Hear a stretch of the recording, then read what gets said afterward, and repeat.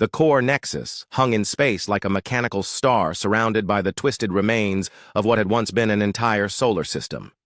Jinwoo stared at it through the bioship's living view screen and tried to comprehend the scale of what they were facing. The Devourer's stronghold was larger than most moons, and it pulsed with energy patterns that made his enhanced vision ache.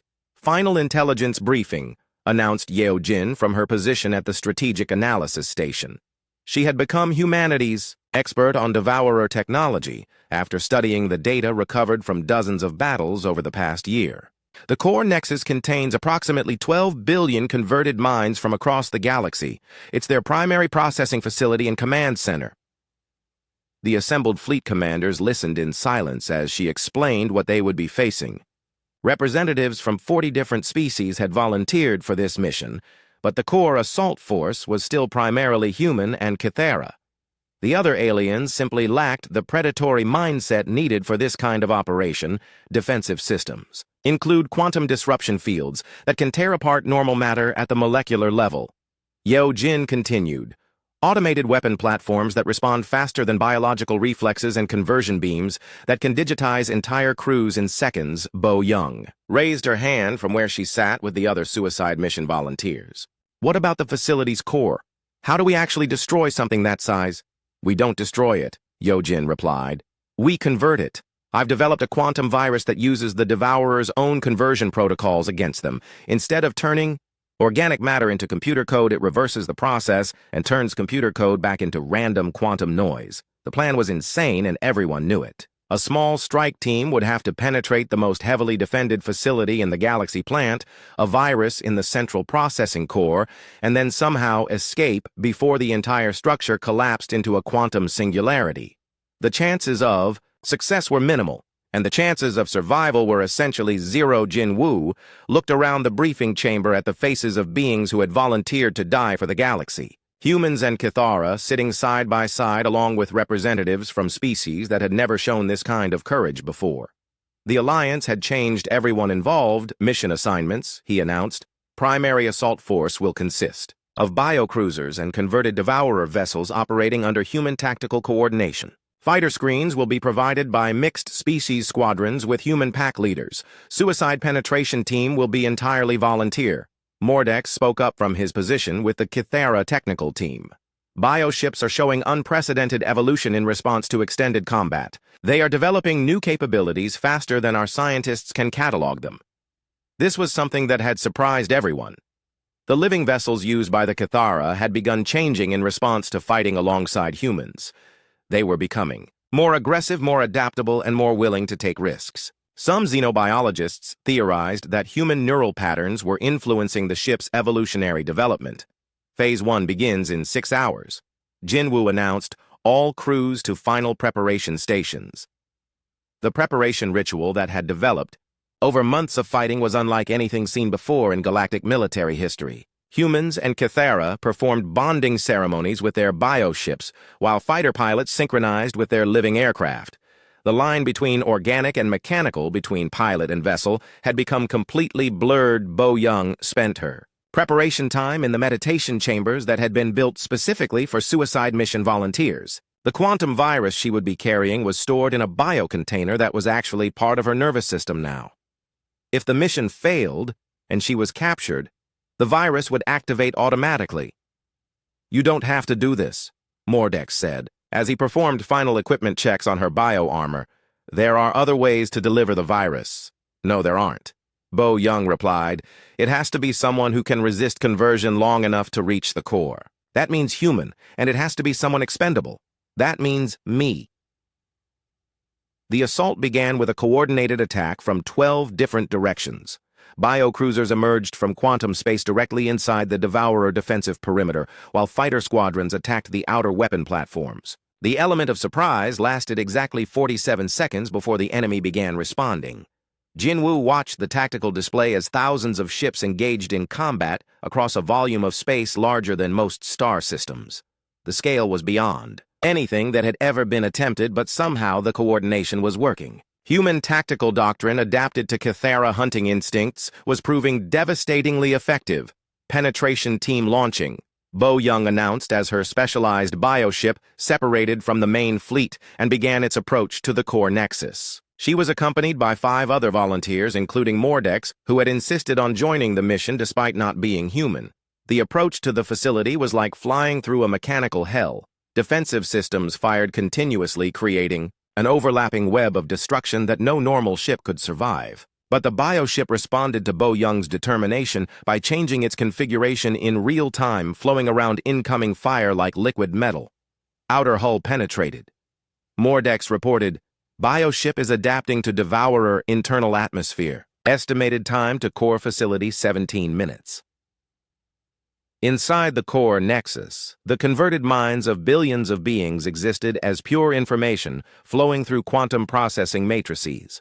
Bo Young could feel them pressing against her consciousness, trying to understand how she remained individual and unconverted. The mental pressure was enormous, but her human neural patterns held firm, conversion attempts increasing, she reported. "They're throwing everything they have at my mind, but it's not working."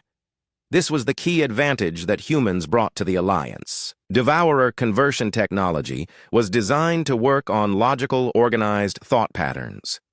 Human consciousness, with its chaos and unpredictability and emotional contradictions, was naturally resistant to digitization attempts. The central core chamber was a space that existed in multiple dimensions simultaneously. Geometric structures folded through angles that shouldn't exist, while energy patterns flowed in directions that had no names. It was beautiful and terrible, and completely alien to normal physics. "Virus deployment beginning," Bo Young announced, as she connected her bioarmor to the facility's quantum processing matrix. If this works, the entire complex should begin reverting to base matter within minutes. The quantum virus spread through the Devourer network like wildfire in reverse. Instead of converting matter into information, it began converting information back into matter. 12 billion digitized minds suddenly found themselves trying to exist in physical space again, and the results were catastrophic. Core destabilization detected. Mordex reported, "Quantum matrix is collapsing, but the process is accelerating beyond predicted parameters." The facility began tearing itself apart as converted minds tried to reassert their physical existence. Matter and energy flowed in impossible directions, while space itself began to warp under the strain. The core nexus was dying, but it was taking local reality with it. "Evacuation protocol now," Jin Woo ordered from his command ship. "All units withdraw."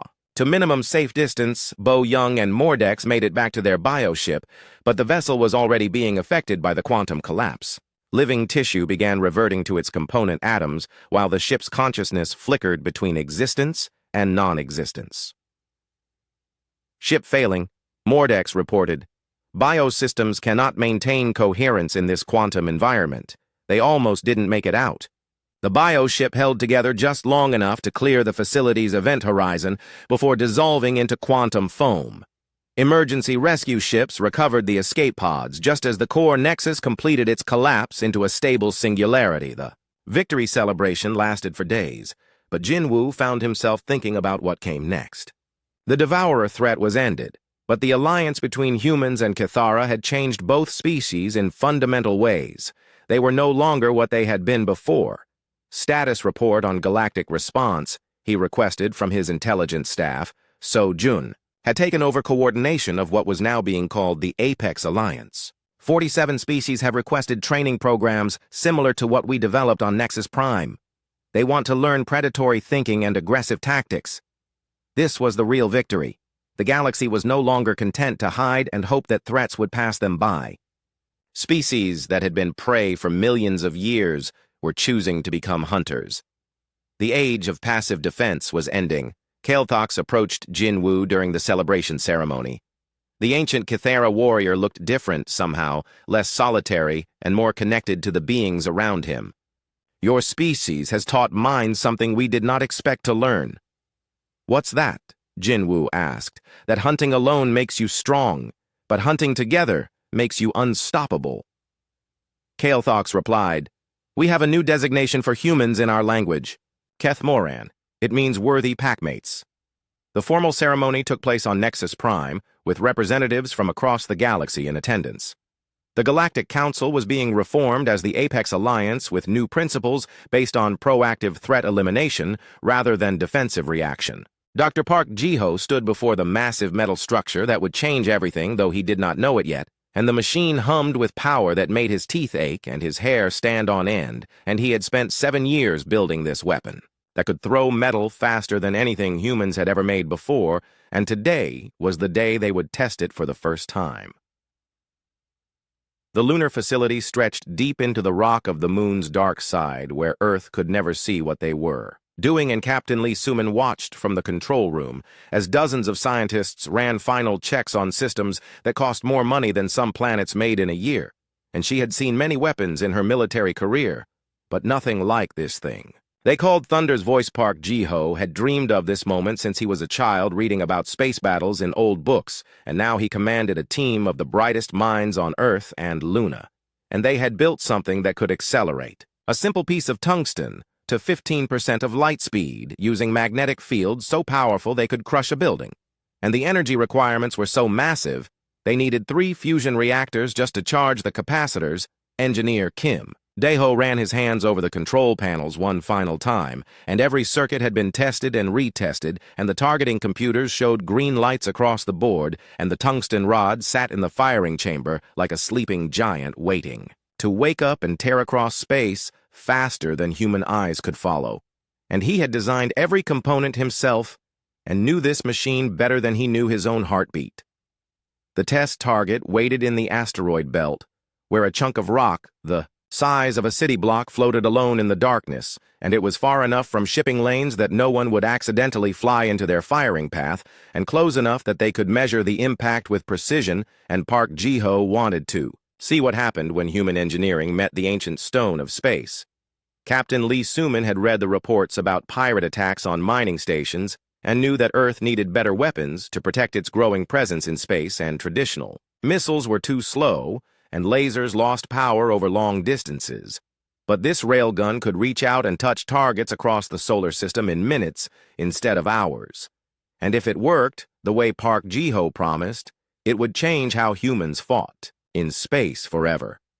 The countdown began, and Park Ji-ho felt his heart racing as numbers fell towards 0, and decades of theoretical physics were about to become brutal reality, and the magnetic coils charged with enough power to light a small city. And warning lights flashed red throughout the facility as systems that had never been tested at full power prepared to unleash forces that bent the laws of nature to human will. Kim Dae-ho watched power levels climb beyond anything they had achieved. In smaller tests, and the fusion reactors fed electricity into capacitors that could hold enough energy to vaporize mountains, and magnetic field generators that could tear metal apart at the atomic level, and he had run computer simulations thousands of times, but reality always found ways to surprise engineers who thought they understood the universe.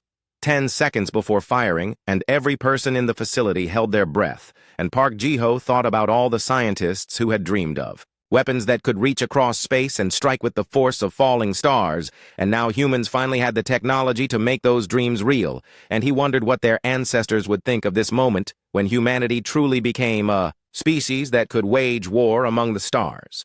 5 seconds, and the magnetic fields reached full power, and space itself seemed to bend around the firing chamber, and Kim Dae-ho saw readings on his instruments that made no sense according to everything. He knew about physics, and the energy patterns were creating resonances in dimensions he had never heard of, and warning lights flashed yellow and red, but they were too close to firing to stop now.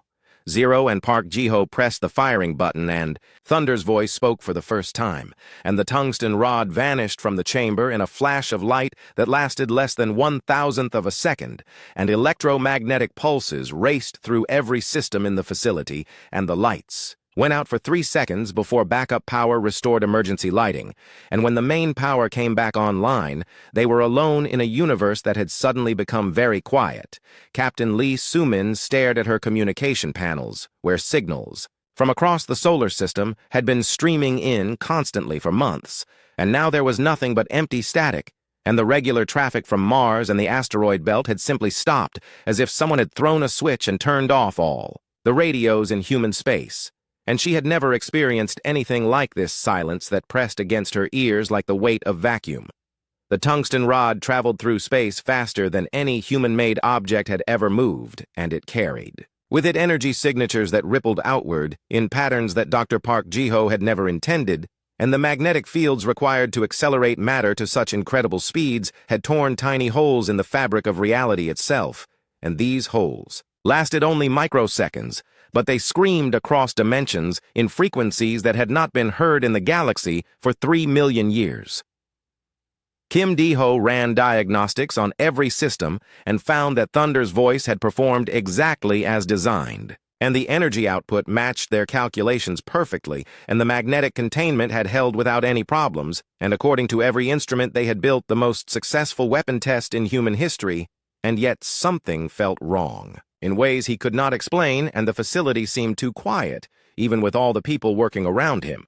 Hours later, the tungsten rod struck its target and vaporized the asteroid in a flash of superheated plasma that could be seen from Mars. And the impact released more energy than the largest nuclear weapons and proved that humans now possess the ability to destroy targets across interplanetary distances with precision that would have seemed impossible just decades before, and Dr. Park Ji-ho should have felt proud of this achievement that represented the pinnacle of human engineering.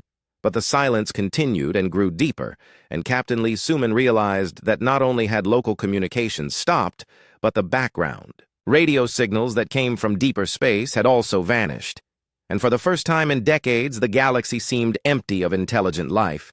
And she began to understand that something about their test had announced humanity's presence to the universe. In ways they had never intended, Park Ji-ho stood in the observation deck looking out at stars that seemed dimmer than before, and he had spent his life studying the physics of extreme energy and magnetic fields, but nothing in his education had prepared him for the possibility that human technology could reach beyond the simple matter of accelerating projectiles and touch the deeper structures of reality itself, and he wondered what they had awakened in the darkness between the stars.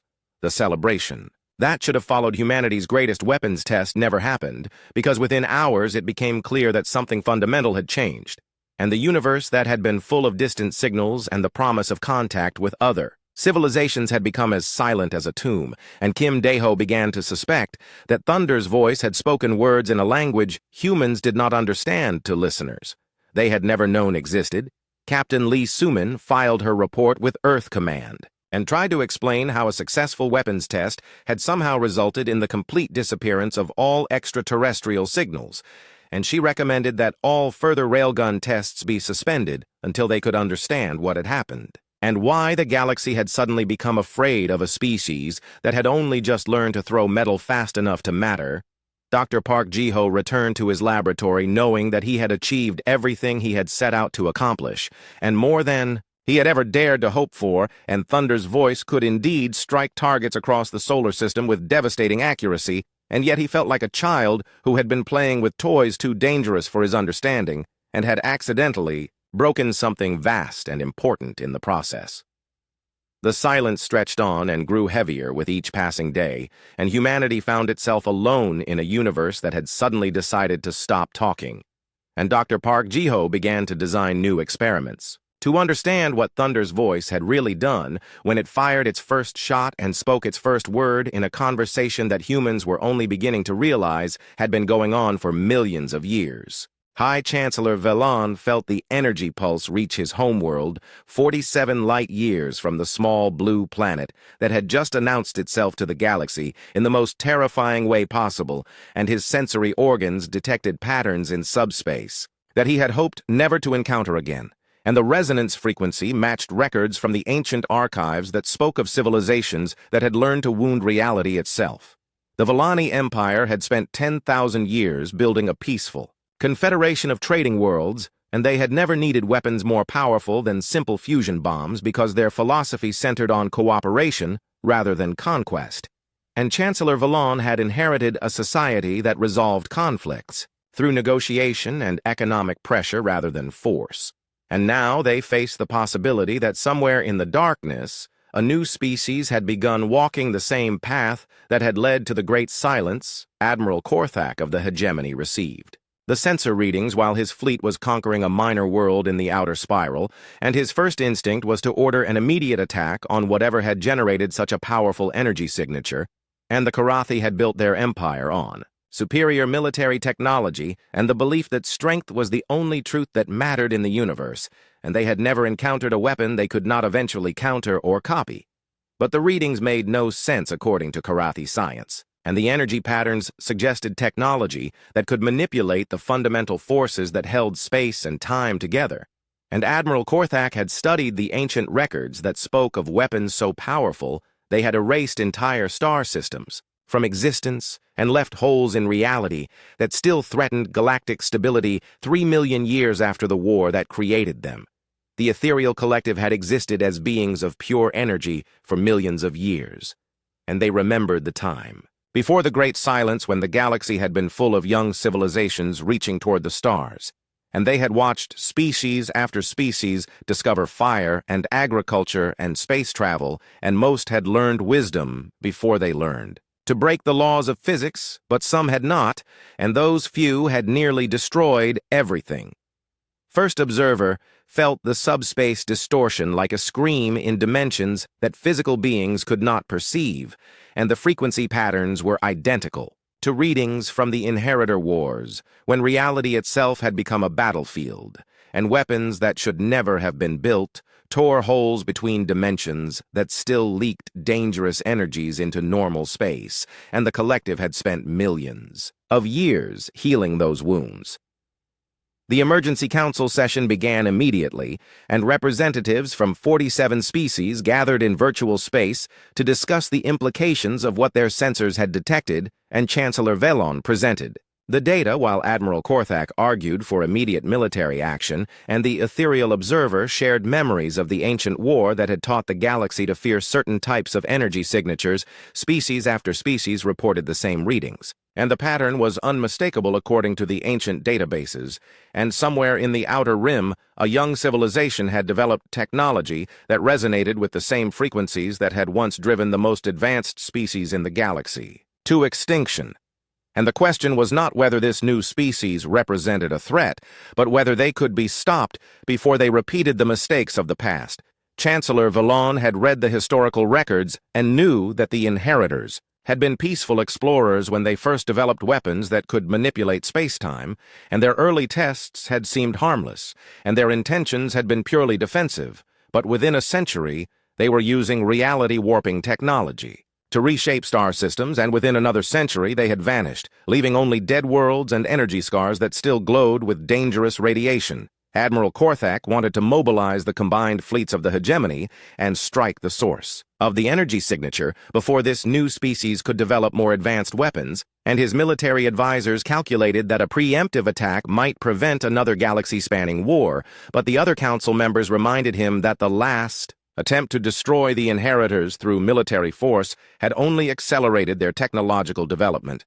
The ethereal collective withdrew their observers from 17 star systems and began consolidating their essence in the galactic core, where ancient defenses built during the Inheritor Wars could protect them from weapons that attacked reality itself, and First Observer transmitted warnings to every species in the galaxy and recommended immediate quarantine procedures for the sector where the energy signature had originated. Dr. Choi Mina worked at the Xenobiology Institute on Earth and had been monitoring extraterrestrial radio signals for 12 years, and she had learned to recognize the patterns of different alien civilizations based on their transmission frequencies and communication protocols.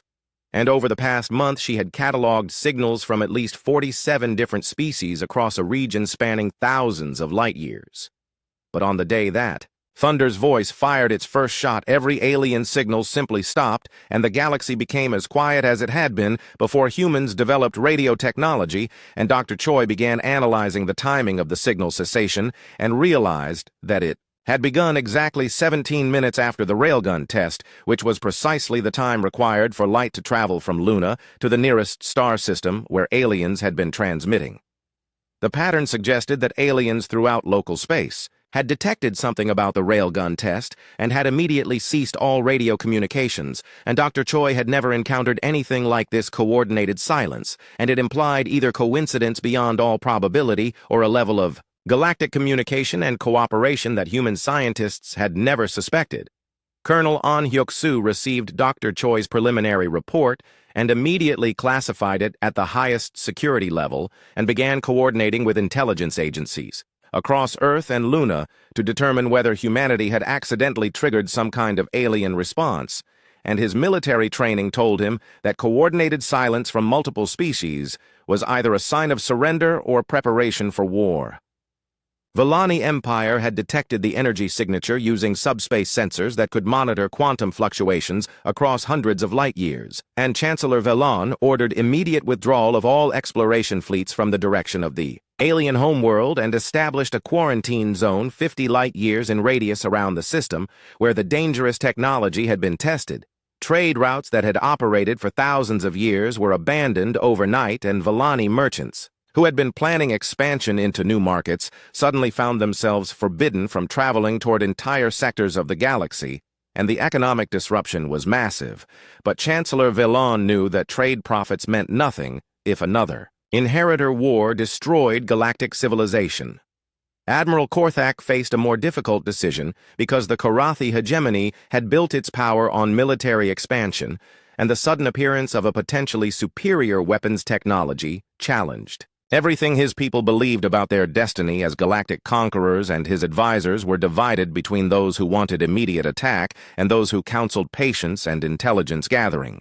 The hegemony had never retreated from any enemy, but the energy readings suggested technology that could potentially destroy entire fleets, and Admiral Korthak had read the classified reports about inheritor weapons that could make stars go supernova and create black holes that consumed everything within light years, and he decided that discretion was the better part of valor until they knew more about this new threat. First observer of the Ethereal Collective transmitted a message to every major civilization in the galaxy, and the warning was simple and direct, and carried the weight of millions of years of experience, and it said that another species had developed reality manipulation technology and that all civilizations should prepare for possible evacuation to secure sectors if the situation deteriorated.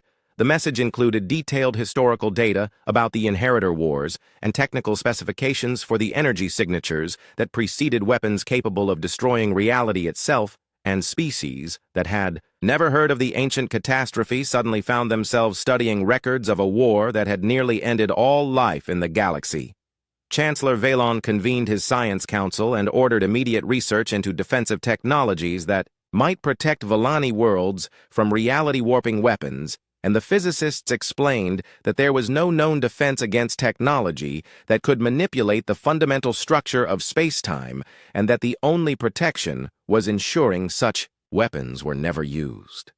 The silence continued and deepened and stretched across the galaxy like a held breath, and 47 civilizations that had been talking and trading and exploring together for millennia suddenly found themselves isolated and afraid and watching the stars for signs that somewhere in the darkness another species was learning to break the universe.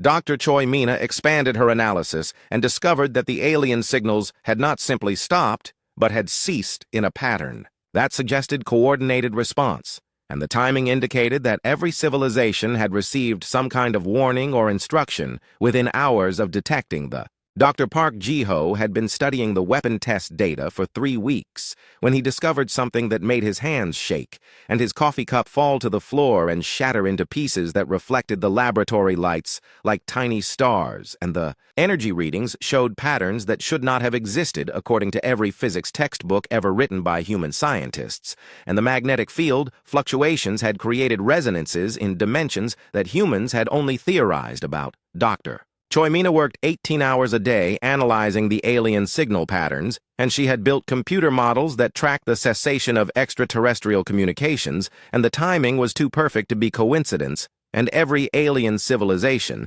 had stopped transmitting within minutes of each other despite being separated by dozens of light years, and the coordination suggested communication networks that operated faster than light.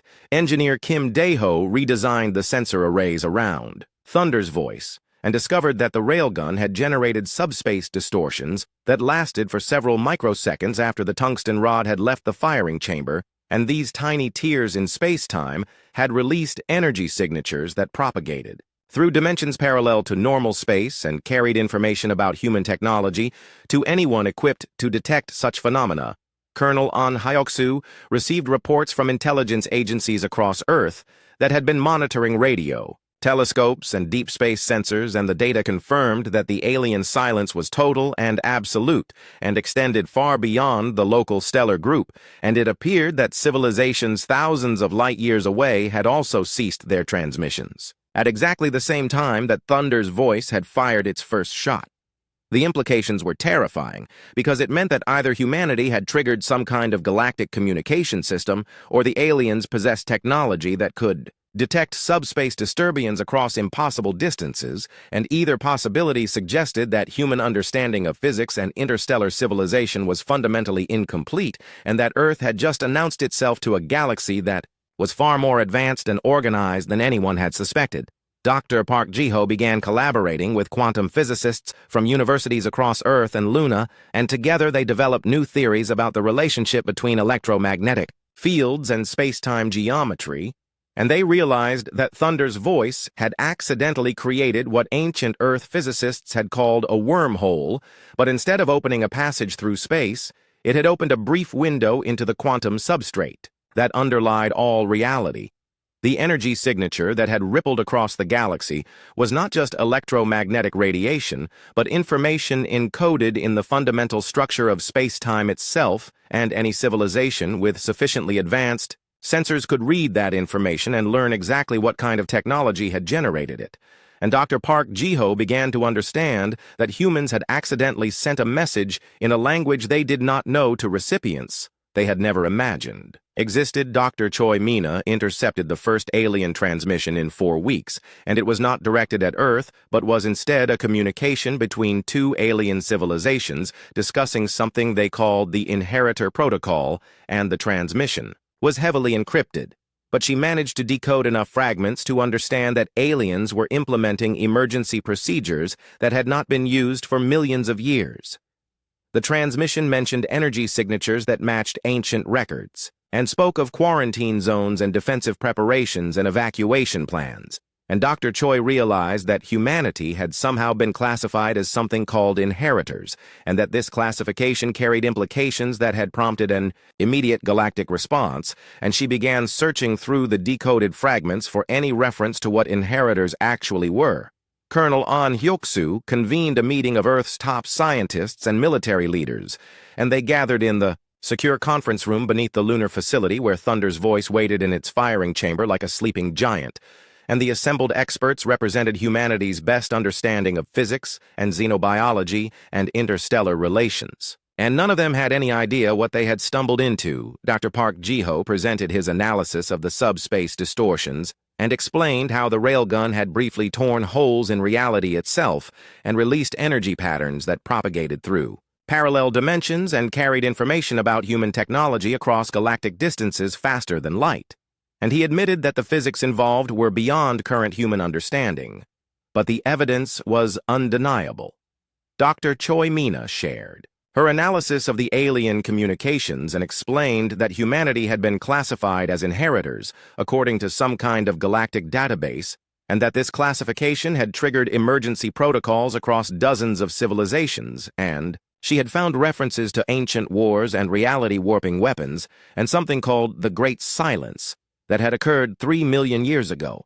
Engineer Kim Dae-ho demonstrated how the magnetic field generators in Thunder's voice could be modified to create controlled subspace distortions, and he had been experimenting with different field configurations and had discovered that certain patterns could open brief windows into dimensions that existed parallel to normal spacetime, and he believed that with proper calibration they could send messages through subspace faster than light. Colonel An Hyoksu listened to the presentations and realized that humanity faced a choice that would determine the future of the species, and they could continue developing technology that aliens obviously considered dangerous, or they could try to make contact and explain that humans had no intention of threatening galactic civilization, and both options carried enormous risks.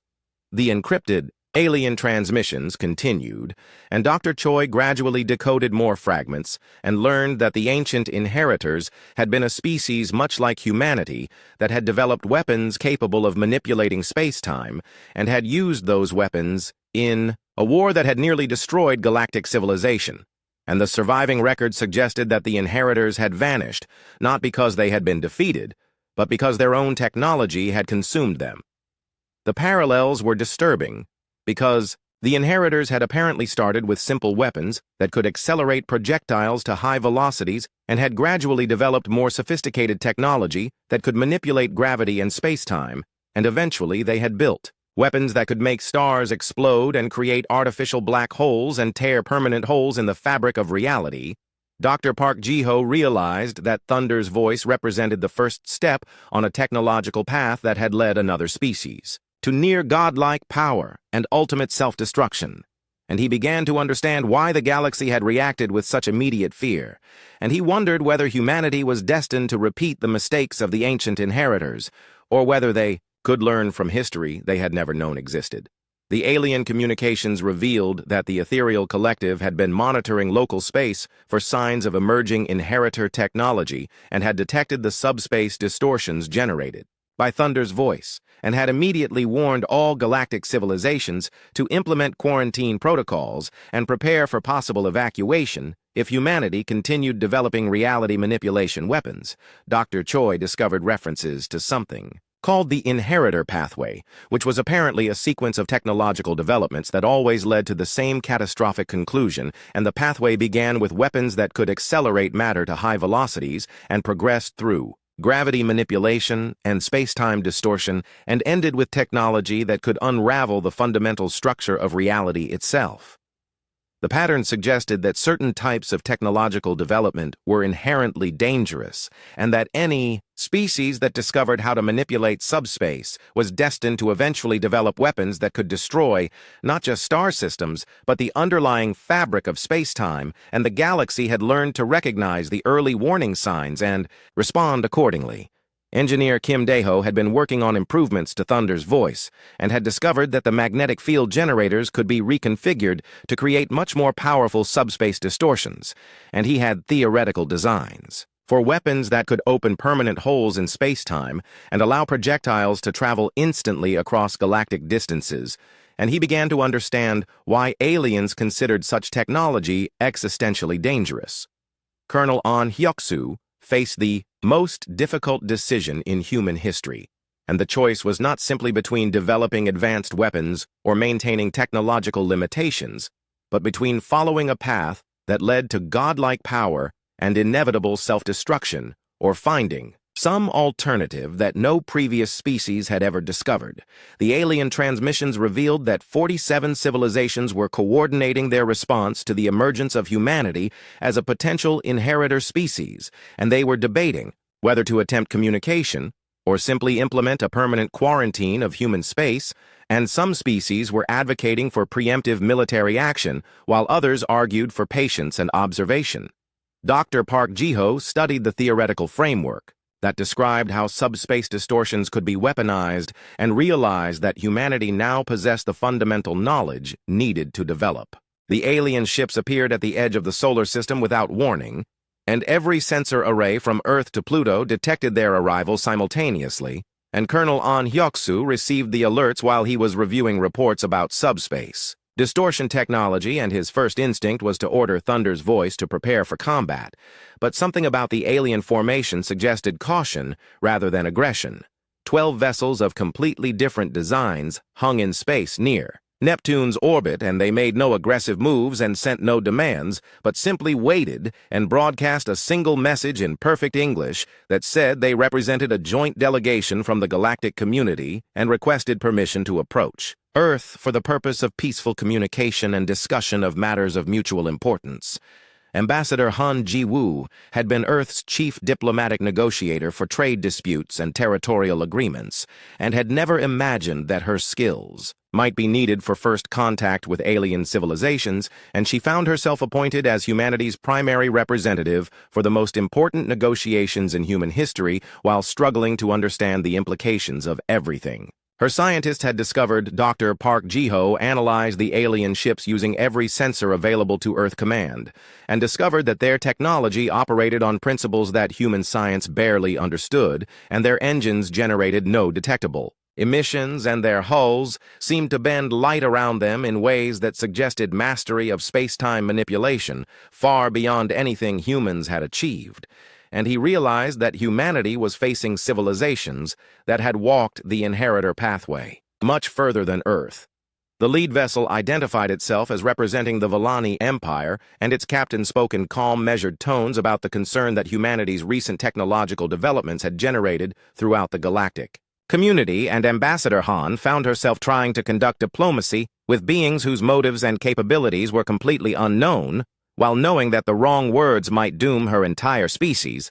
Admiral Lee Suman had been promoted to overall command of Earth's military forces, and she watched the alien fleet through telescopes and wondered whether humanity was about to be invaded or offered membership in some kind of galactic confederation, and her strategic training told her that 12 ships represented either a token force intended to demonstrate peaceful intentions or the advance guard of a much larger fleet. The aliens requested a meeting in neutral space between Earth and Mars and offered to provide their own space station as a meeting location, and Ambassador Han agreed after consulting with the United Earth Council, and within hours a massive structure materialized in space using technology that made human engineering look like stone tools and children's toys. Dr. Choi Mina intercepted communications between the alien ships and discovered that the delegation represented not just 12 civilizations, but over 40 species, and they had been debating humanity's fate for weeks, and some wanted immediate action to prevent another inheritor catastrophe, while others advocated for patience and education, and the discussion revealed the depth of fear that human technology had generated. Ambassador Ryleth of the Villani Empire greeted Ambassador Han in a meeting room that existed in a space station that had not existed an hour earlier, and the alien diplomat was tall and graceful and spoke with the careful precision of someone who had conducted negotiations that determined the fate of star systems. And her first words were an apology for the fear that first contact was taking place under such difficult circumstances.